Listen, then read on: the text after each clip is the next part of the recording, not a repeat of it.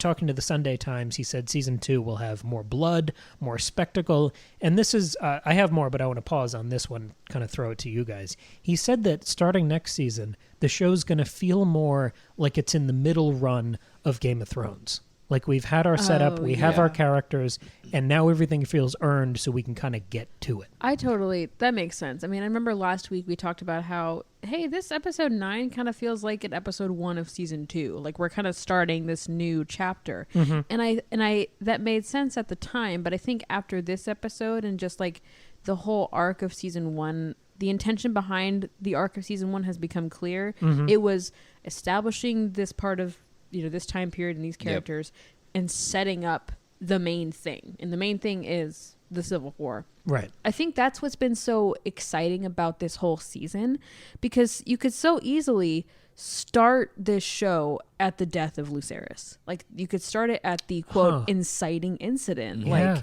Here's where we are. This bitch's son killed this other lady's son and they used to be friends and now there's a war. Here's the whole season of the war. Instead, we get 20 years of little slices over and over and over again, while these people, their relationships, like Alicent and Rhaenyra's relationship, falls apart. Their kids' relationships with each other gets worse and worse and worse.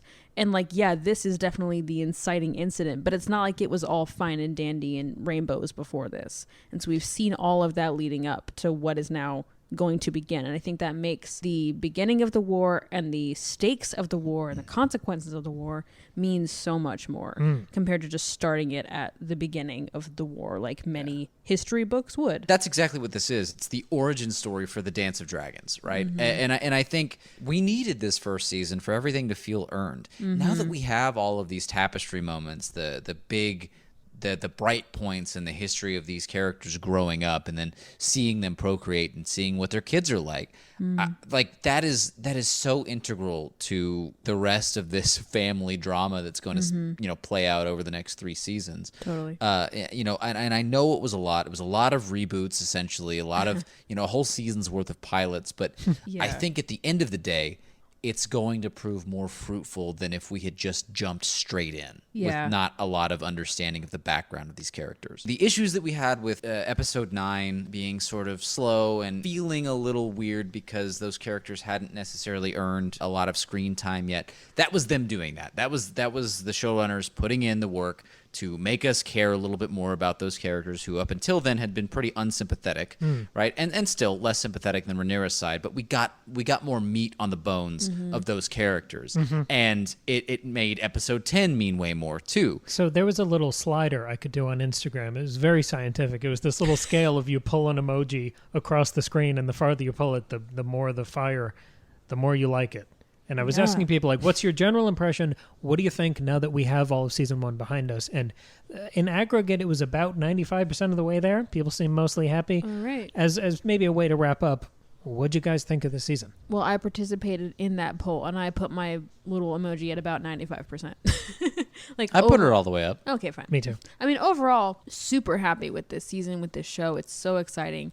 I just think there are some things here and there that just don't feel quite as good as like Game of Thrones in its heyday. And I know it's maybe unfair to compare it like that, but I also think that's the only thing I can compare it against. So, I mean, really great, but I wouldn't say it's like a 10 out of 10. I would say it's a 9.5 out of 10. What for y'all makes it Maggie, no art is perfect. Can we see better? How about you, Tristan? No, just what for y'all makes it like 100%? Name another show recently that has had as much of an immediate cultural impact as House of the Dragon has. Yeah, but is that how we're measuring quality, is the cultural impact? No, but it's one of many things that you look at in a show. Granted, we're doing this show about it, right? We have this podcast going about House of the Dragon, but I should say our podcast episode is 10 out of 10. But there has not been another thing that I've been so religiously excited about that worked its way into part of my routine. It's been a weekly thing that I look forward to every Sunday, and I'm gonna miss that going forward. And no, it's not like the absolute perfect story to be told, right? It is a truncated story from a standalone book that George R.R. Martin wrote, when he should have been writing The Winds of Winter. And so like the source material is thinner than Game of Thrones is, and so naturally the plots that we're seeing aren't as maybe so intricately thought out like we saw in Game of Thrones, but it's still engrossing. The character work here is maybe it is at least on par and maybe better in the sense that we get to see these heroic highlights of these characters in a way that characters in Game of Thrones only would have had a one-off comment about. Yeah, like in reference to the Westeros's history, right? Some figure did so and so. Oh, this reminds me of the story of blah blah blah when blah blah blah, and a cool Tyrion monologue where you get to learn something about the story.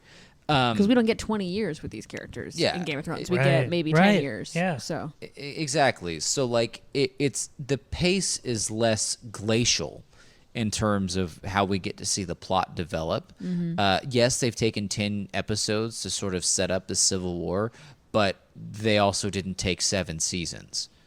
Yeah. Right? You know what I'm saying?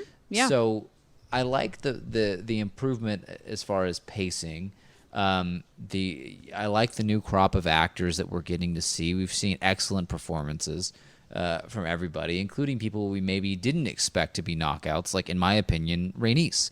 She has been an awesome character. She's shown herself. I was very skeptical of her in the first 2 episodes, but she's had a satisfying arc so far, and I'm excited to see where it goes.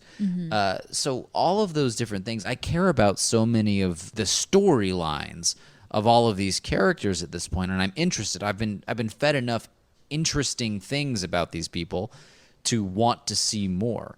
And so as an artwork, to be as a work of art, to be something that engages me mentally, encourages me to have these theories and sort of parse out what this means and how I feel, and examine the humanity behind these fake characters and keep me coming back for more and make me upset that 2 years from now I'm still going to be waiting on it.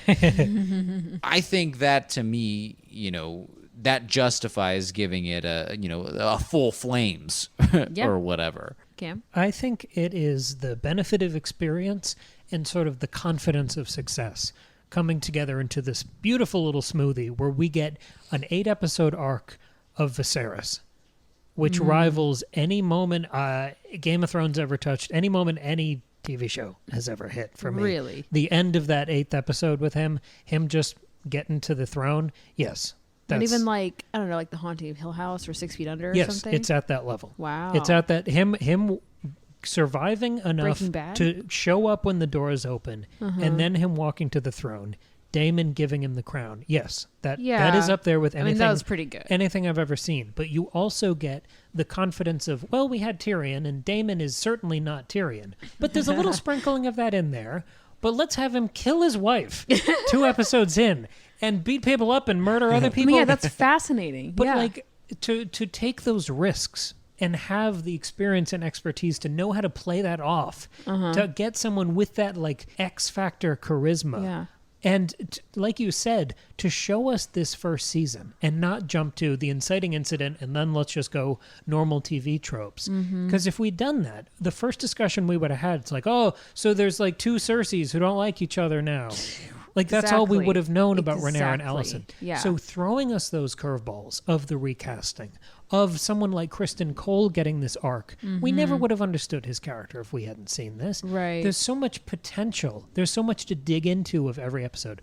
I can't really name another show I'm watching that I could do a show like this about. Oh, that sure. I could discuss every week. Yeah. There's so much meat on the bones. There's a great source material. The creator is involved and actually has veto power over it. I think that's the difference between 95 and 100 for me. Sure, yeah.